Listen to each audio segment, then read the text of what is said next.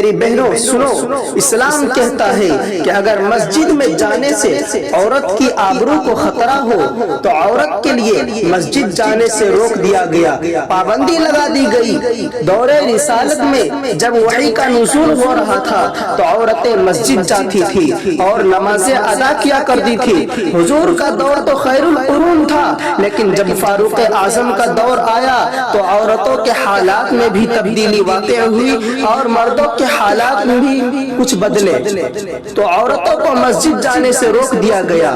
عورتیں مسئلہ لے کر ام المؤمنین اما عائشہ کے پاس گئی اور کہا کہ جو کام رسول اللہ نے نہیں کیا تھا وہ کام عمر کر رہے ہیں، تو ام المؤمنین نے فرمایا جو تمہارے حالات عمر دیکھ رہے ہیں، اگر یہی حالات اللہ کے رسول بھی دیکھتے تو جو کام عمر کر رہے ہیں وہی کام اللہ کے رسول بھی کرتے۔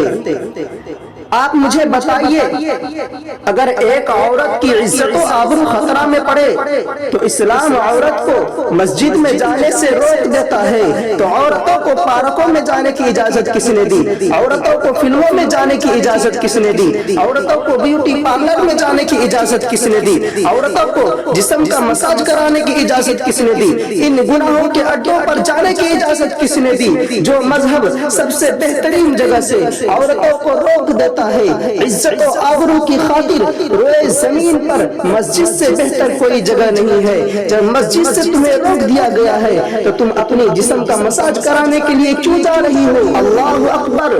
جسم کے مساج سے تھوڑی دیر کے لیے تو تمہیں راحت مل سکتی ہے، مگر اللہ کے نافرمانی کر کے وقتی طور پر اپنے جسم کو راحت دینے والیوں، اسی جسم کو قبر کے کیڑے کھائیں گے۔ اگر تم نے اللہ کے قانون کو پیٹ کے پیچھے ڈالا، اپنے ظاہری حسن کو سنوارنے کے لیے بیوٹی پارلر تک جا کر نامحرموں کے سامنے منہ کھولنے والیوں، کافر عورتوں کے سامنے اپنا جسم کھولنے والیوں، اللہ اکبر! یہ جسم کو جس کو تم عارضی طور پر خوبصورت بنانے کے لیے بیوٹی پارلر تک کا سفر کر رہی ہو، اس کو قبر کے کیڑے کھائیں گے، یہ آنکھیں پانی بن کر بہ جائے گی، اللہ اکبر!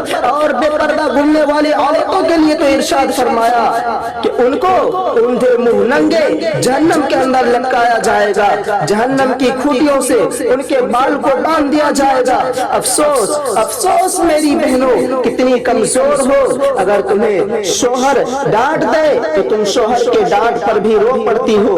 جو عورتیں اتنی کمزور ہو کہ وہ شوہر کے ڈانٹ پر بھی رو پڑتی ہو، وہ اللہ کے عذاب کو کیسے برداشت کر سکے گی؟ میرے اللہ کا عذاب یہ ہے کہ پہاڑ بھی پگھل کر بہنے لگے، آسمان بھی پھٹ جائے، ستارے بے نور ہو جائے، سورج بے نور ہو جائے، چاند بے نور ہو جائے۔ میرے اللہ کے عذاب کا حال یہ ہے کہ معصوم اس دن نفسی نفسی کرے۔ میری بہنوں بتاؤ، بیوٹی پارلر میں جا کر اللہ کی نافرمانی کرنے والیوں، جسم کا مساج کرا کے اللہ کے نافرمانی کرنے والیوں، اپنے بالوں کو الگ الگ کلر سے رنگ کر کے فیشن کرنے والیوں،